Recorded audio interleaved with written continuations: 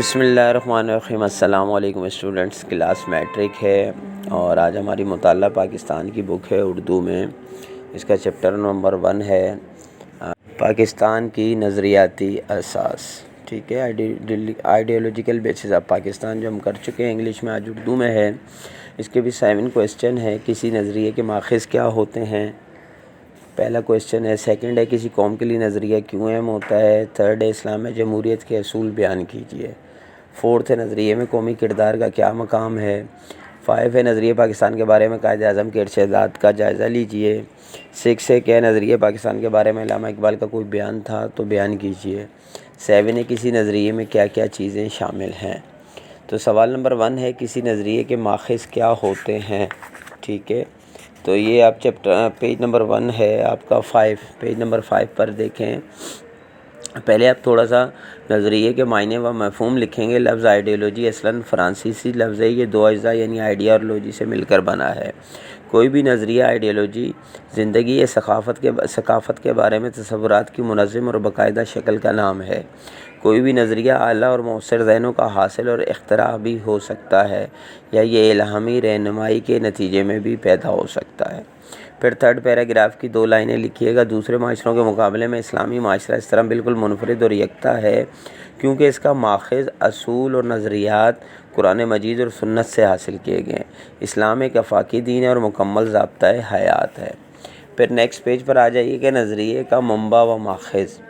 کسی بھی نظریے کے فروغ کا انحصار افراد کے خلوص سے لگن اور وفاداری اور وابستگی پر ہوتا ہے۔ اسلامی نظریہ افراد کے ذہنوں پر اسی طرح اثر انداز ہوتا ہے کہ اسلام کے ابدی اصولوں پر ان کا ایمان اور پختہ ہوتا ہے۔ اسلامی نظریے کا سرچشمہ قرآن مجید، سنت رسول اور اسلامی تعلیمات کے مطابق رسم و رواج ہے۔ ٹھیک ہے، شارٹ میں ہو تو یہ لکھنا ہے، اب لانگ میں ہو تو پھر آپ نے ان کو ڈیفائن کرنا ہے۔ قرآن مجید اسلام کی ابدی اساس ہے۔ اس سے لوگوں کے معاشرتی اور معاشی قوانین کے سلسلے میں مفصل و مکمل رہنمائی حاصل ہوتی ہے، جس کی بدولت انفرادی اور اجتماعی سطحوں پر زندگی خوشگوار، پرامن اور بامقصد ہو جاتی ہے۔ سنت رسول صلی اللہ علیہ وسلم۔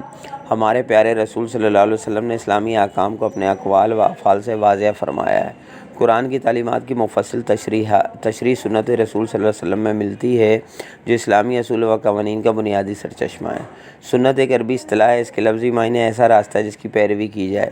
قرآن مجید اسلامی اصولوں کے بنیادی خط و خال بیان کرتا ہے، لیکن ان کی تشریح اور وضاحتیں رسول اکرم صلی اللہ علیہ وسلم کے اقوال میں ملتی ہیں۔ اسلام کے بنیادی ارکان یعنی نماز، زکوٰۃ، روزہ اور حج کی تفصیلات رسول اکرم صلی اللہ علیہ وسلم نے بیان فرمائی۔ 3rd ہے، رسم و رواج۔ مختلف علاقوں میں پائے جانے والے ایسے رسم و رواج اور ثقافتی اقتدار جو اسلامی تعلیمات کے منافی نہ ہوں، مسلمانوں کو اجازت ہے کہ اس کے مخصوص خطے یا علاقے میں انہیں اختیار کر سکتے ہیں۔ ان میں میلے، اجتماع اور دیگر تقریبات شامل ہیں۔ اس کے بعد 2nd کویسچن ہے، کسی قوم کے لیے نظریہ کیوں اہم ہوتا ہے؟ تو جہاں 1 کا آنسر ختم ہو رہا ہے اس کے نیچے ہی نظریے کی اہمیت ہے، ہیڈنگ ہے پیج نمبر 6 پر۔ یہ دوسرے کویسچن کا آنسر ہے۔ مندرجہ ذیل وجوہات کی بنا پر نظریے کی اہمیت واضح ہوتی ہے۔ پہلا، یہ افراد کے افکار اور خیالات کا عکاس ہوتا ہے اور ان کے رہن سہن، ان کی سوچ، طرز فکر اور معاشرتی مراسم متعین کرتا ہے۔ 2nd، یہ لوگوں کو ایک پلیٹ فارم پر جمع کرتا ہے اور قومی اتحاد کا سرچشمہ بنتا ہے۔ 3rd، وہ تمام حرکات و سکنات کے لیے قوت محرکہ ہے۔ کسی نظریے کے زیر اثر افراد کسی خاص مقصد کے لیے دل سے اپنا سب کچھ قربان کر دیتے ہیں۔ 4، کسی بھی ایماندار، دیانتدار اور مسلمہ قیادت کے زیر اثر یہ رضا الہی کے اصول کے لیے جدوجہد پر ابھارتا ہے اور معاشرے کی فلاح و بہبود کے لیے قوت محرکہ کا کام سر انجام دیتا ہے۔ 5 ہے، رہنماؤں کے انتخاب میں نظریہ ایک بصیرت بھی پیدا کرتا ہے اور اس سے درست فیصلے کرنے میں بھی مدد ملتی ہے۔ 6 ہے، اس سے آزادی، ثقافت اور رسوم و رواج کو برقرار رکھنے میں مدد ملتی ہے۔ اسلامی نظریہ ان اسلامی اقدار کا عکاس ہے جن کی رسول صلی اللہ علیہ وسلم نے تعلیم دی اور عمل کر کے دکھایا۔ سوال نمبر 3 ہے، اسلام میں جمہوریت کے اصول بیان کیجیے۔ صفحہ نمبر 8 پر ہے، اسلام میں جمہوریت کے اصول۔ آپ نے پورا پیراگراف نہیں لکھنا، پہلا یہ ہیڈنگ دے کر لاسٹ لائن لکھنی ہے، اسلام میں جمہوریت کے اصول درج ذیل ہیں۔ پھر آپ نے پہلا لکھنا ہے عدل و انصاف۔ عدل کے لفظی معنی یہ ہے کسی چیز کو صحیح جگہ پر رکھنا، یہ قانون الہی کی اصل بنیاد ہے۔ زندگی کا کوئی بھی پہلو عدل کے بغیر مکمل نہیں ہو سکتا۔ یہ عدل و انصاف ہے جس کی بنا پر کوئی معاشرہ پرامن اور خوشحال ہو سکتا ہے۔ یہ لکھنے کے بعد آپ نے نیکسٹ پیراگراف کی سیکنڈ لائن، قرآن حکیم میں ارشاد ربانی ہے، لوگوں جو ایمان لائے ہو عدل قائم کرو، اللہ کی رضا کے لیے شہادت کو قبول کرو، خواہ یہ خود تمہارے خلاف ہو، خواہ وہ امیر ہو یا غریب، اور لوگوں سے نفرت تمہیں انصاف کرنے سے نہ روکے۔ یہاں تک۔ پھر سیکنڈ ہے مساوات۔ مساوات کا جو فرسٹ پیراگراف ہے، اسلام انسانوں کے درمیان مساوات کا علم بردار ہے۔ اسلام رنگ، نسل، زبان، عقیدہ، ثقافت اور امارت و غربت کی بنیاد پر ہر قسم کے امتیاز اور تفریق کی نفی کرتا ہے۔ رسول اکرم صلی اللہ علیہ وسلم نے ایک ایسا سماجی و معاشی نظام قائم کیا تھا جس میں امیر غریب کے امتیاز کو مٹا دیا گیا تھا، صرف چند ہاتھوں میں دولت کے ارتکاز کو زکوٰۃ کا نظام قائم کر کے ختم کر دیا گیا۔ رسول اکرم صلی اللہ علیہ وسلم نے حجۃ الوداع کے موقع پر فرمایا کہ تمام انسان حضرت آدم علیہ السلام کی اولاد ہیں، کسی عربی کو اجمی پر اور اجمی کو عربی پر، کسی گورے کو کسی کالے پر اور کسی کالے کو گورے پر کوئی فوقیت حاصل نہیں۔ اسلام میں فوقیت اور برتری کی بنیاد تقویٰ ہے۔ یہاں تک لکھنا ہے۔ پھر اس کے بعد اخوت۔ اخوت کے معنی بھائی چارے کے ہیں۔ قرآن مجید کے الفاظ میں مومن تو آپس میں بھائی بھائی ہیں۔ اخوت کے اصول اسلامی معاشرے کا ایک اہم پہلو ہے۔ بھائی بھائی ہونے کی حیثیت سے وہ ایک دوسرے کے دکھ سکھ اور خوشی و غم میں شریک ہوتے ہیں۔ یہاں تک لکھ کے پھر نیچے ایک لائن چھوڑ کے لاسٹ لائن ہے، اخوت و بھائی چارے کا عظیم مظاہرہ مسلمانوں کی مکہ سے مدینہ ہجرت کے موقع پر نظر آیا تھا۔ اہل مدینہ انصار نے نہ صرف انہیں مہاجروں کو خوش آمدید کہا بلکہ اپنی تجارت اور جائیداد میں انہیں حصہ دار بنا لیا۔ ہمارے پیارے نبی صلی اللہ علیہ وسلم نے فرمایا، ہر مسلمان دوسرے مسلمان کا بھائی ہے اور اپنے مسلم بھائی کو تکلیف پہنچانے کا ذریعہ نہیں بنتا۔ رسول اکرم صلی اللہ علیہ وسلم نے مشورہ دیا کہ آپس میں تحائف کا تبادلہ کیا کرو، اس سے محبت و الفت پھیلتی ہے۔ یہاں تک۔ پھر 4 ہے رواداری۔ رواداری اور برداشت بہت عظیم نیکیاں ہیں جو انسان کو مشکل اور دشواری سے بچاتی ہیں اور دوسروں سے پیار محبت کا ذریعہ بنتی ہیں۔ لوگوں کے درمیان سماجی تعلقات قائم کرنے کا بہترین ذریعہ یہ ہے کہ دوسروں کی غلطیوں کو نظر انداز کر دیا جائے۔ باہمی جھگڑوں سے بچنے کے لیے رواداری بہترین ذریعہ ہے۔ اس کی وجہ سے قوت اور امن کا ماحول فروغ پاتا ہے اور انسانی رشتوں میں استحکام آتا ہے۔ رسول اکرم صلی اللہ علیہ وسلم نے اپنے قول و فعل سے رواداری کا درس دیا ہے۔ یہاں تک آپ نے اس کو لکھنا ہے۔ اس کے بعد کوسچن نمبر 4 ہے، نظریے میں قومی کردار کا کیا مقام ہے؟ پیج نمبر 12 پہ دیکھیں، 6 نمبر ہیڈنگ ہے نظریہ اور قومی کردار۔ یہ آپ کا سوال جواب نمبر 4 ہے۔ آپ نے اس کو نظریہ اور قومی کردار کی ہیڈنگ دے کر یہ 2 لائنیں لکھنی ہیں۔ اس کے بعد 1 2 3 4 5 6 یہ 6 اس کی ہیڈنگ ہے۔ نظریے پر پختہ یقین، سپردگی یا وقف کر دینا، پھر ایمانداری اور دیانتداری، پھر حب الوطنی، پھر محنت اور مشقت، اور پھر 6 ہے قومی مفاد۔ یہ آپ کو 6 ہیڈنگ جو ہیں اس آنسر میں یعنی لکھنی ہوگی۔ زیادہ بڑی ہیڈنگز نہیں ہے کہ میں اس کو چھوٹا کرواؤں، صرف یہ بہت 3 4 لائنوں کی ہیڈنگز ہیں، تو یہ آپ کو سوال نمبر 4 میں پوری لکھنی ہوگی۔ پھر کوسچن نمبر 5 ہے، نظریہ پاکستان کے بارے میں قائد اعظم کے ارشادات کا جائزہ لیجیے۔ اب دیکھیں پیج نمبر 11 پہ قائد اعظم کے ارشادات ہیں، ٹھیک ہے۔ اچھا، آپ چاہیں تو صرف ارشادات کو کوٹ کر سکتے ہیں کیونکہ انہوں نے ارشادات کہا ہے، اور آپ چاہیں تو جیسے اب اس میں بتا دیتا ہوں، قائد اعظم محمد علی جناح برصغیر کے مسلمانوں کے مستقبل کے بارے میں بہت فکر مند تھے۔ انہوں نے مسلم لیگ کی تشکیل نو کی اور اس کو توانائی بخشی اور مسلمان کو اس کے جھنڈے تلے جمع کر دیا۔ نظریہ پاکستان کے بارے میں قائد اعظم کے خیالات اور تصورات بالکل صاف اور واضح تھے۔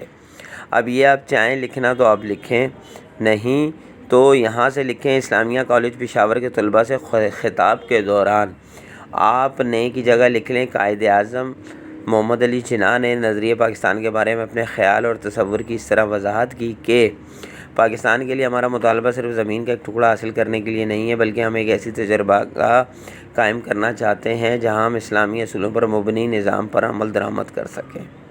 پھر نیکسٹ ہے، لاہور میں 23 مارچ 1940 کے مسلم لیگ کے تاریخی اجلاس میں قائد اعظم نے اسلامی ریاست کی نظریاتی بنیادوں کی اس طرح وضاحت کی کہ ہندو مت اور اسلام صرف 2 مذاہب ہی نہیں بلکہ یہ 2 معاشرتی اور مدنی نظام ہے، اور یہ سوچنا کہ ہندو اور مسلم مل کر ایک مشترکہ قوم بن سکتے ہیں صرف ایک خواب ہوگا۔ میں کھل کر واضح کر دینا چاہتا ہوں کہ دونوں اقوام 2 مختلف تہذیبوں سے وابستہ ہیں اور ان دونوں تہذیبوں کی بنیادیں ان فلسفوں پر رکھی گئی ہیں جو ایک دوسرے کی ضد ہیں۔ پھر دوبارہ جنوری 1941 میں قائد اعظم نے مسلم قومیت کے لیے علیحدہ تشخیص تشخص کی وضاحت کرتے ہوئے فرمایا کہ ہندوستان کبھی بھی ایک ملک یا ایک قوم نہیں رہا۔ قائد اعظم کے مندرجہ ذیل الفاظ نظریہ پاکستان کی پوری وضاحت کرتے ہیں۔ پاکستان اسی روز وجود میں آ گیا تھا جس روز ہندوستان میں پہلا غیر مسلم تبدیل ہو کے مسلمان ہو گیا تھا۔ ٹھیک ہے، اس کے بعد جو ہے کویسچن نمبر 6 ہے، کیا نظریہ پاکستان کے بارے میں علامہ اقبال کا کوئی بیان تھا؟ بیان کیجئے۔ بالکل تھا بھائی۔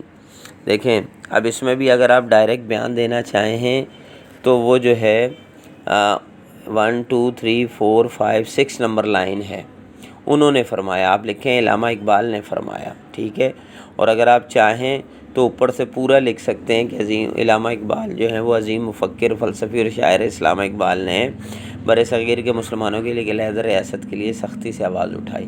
یہ چاہیں تو آپ پورا بھی لکھ سکتے ہیں، نہیں تو پھر جو 6 نمبر لائن ہے انہوں نے فرمایا، آپ لکھیں گے علامہ اقبال نے فرمایا ہندوستان ایک ملک نہیں بلکہ ایک بر صغیر ہے جہاں مختلف مذاہب کے ماننے والے اور مختلف زبانیں بولنے والے لوگ آباد ہیں۔ مسلمان قوم کا اپنا جداگانہ مذہب اور تہذیبی شناخت ہے۔ تمام مذاہب اقوام کو مسلمان کے دینی اصولوں اور ثقافتی اور معاشرتی اقدار کا احترام کرنا چاہیے۔ انہوں نے مزید فرمایا کہ مجھے ایسا نظر آتا ہے کہ پنجاب، شمال مغربی سرحدی صوبہ سندھ اور بلوچستان ضم ہو کر ایک ریاست بنائیں گے۔ مضبوط اور مربوط شمال مغربی مسلم ریاست کا قیام کم از کم شمال مغربی ہندوستان کے مسلمانوں کی آخری منزل ہے۔ ٹھیک ہے، اس کے بعد جو ہے آپ کا کویسچن نمبر جو 7 ہے، کسی نظریے میں کیا کیا چیزیں شامل ہیں؟ تو یہ آپ کا اسٹارٹ میں پیج نمبر 7 پہ ہے نظریے کے ارکان۔ نظریے کے بنیادی ارکان ہیں، یعنی یہ چیزیں شامل ہوتی ہیں۔ پہلا، مشترکہ مذہب اقوام عالم کے لیے اتحادی قوت ہے۔ تمام اقوام عالم اپنے مذاہب کی بنیاد پر شناخت کی جاتی ہیں۔ مسلم اور غیر مسلم ایک دوسرے سے جدا ہیں کیونکہ ان کے عقائد مختلف ہیں۔ سیکنڈ ہے مشترکہ ثقافت۔ عام طور سے ایسے افراد جن کی مشترکہ ثقافت ہوتی ہے ان کا طرز زندگی بھی یکساں ہوتا ہے اور عام طور سے وہ اپنے رسم و رواج میں کوئی سمجھوتا نہیں کرتے۔ تھرڈ ہے مشترکہ مقصد۔ جب لوگوں کا مقصد مشترکہ ہوتا ہے تو وہ متحد ہو جاتے ہیں۔ مثال کے طور پر پاکستان کا حصول جنوبی ایشیا کے مسلمانوں کا مشترکہ مقصد تھا، اس نے انہیں نظریہ پاکستان کے تحت باہم متحد کر دیا تھا۔ 4 ہے پرخلوص وابستگی اور عہد و پیمان۔ کسی اعلیٰ مقصد کے لیے افراد کی پرخلوص وابستگی اور عہد سے نظریے کو تحریک ملتی ہے اور اس کو تقویت حاصل ہوتی ہے۔